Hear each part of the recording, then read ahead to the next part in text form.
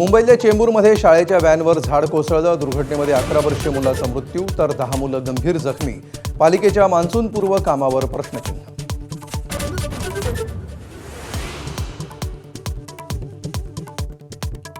आठवडाभरात एकनाथ शिंदेंचा ठाकरेंना दुसरा मोठा धक्का.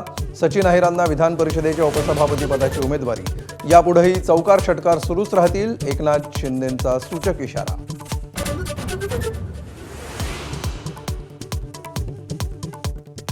सगळं काही दिलं पण जवळचे लोक स्वार्थासाठी जात आहेत. आदित्य ठाकरेंची उद्विग्न प्रतिक्रिया. सोबत असले की चांगले, सोडले की वाईट. साथ सोडताच अहिरांचा पलटवार.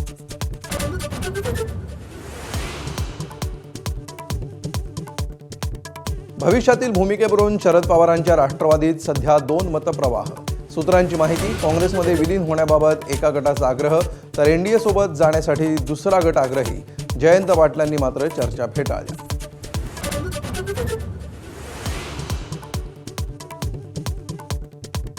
राज्यात आजपासून मतदार याद्यांची पडताळणी. बूथ लेव्हलचे अधिकारी घरोघरी जाऊन मतदारांची नोंद करणार. नव्यांची नोंदणी, पत्त्यामधील बदल आणि नावातील दुरुस्ती देखील होणार.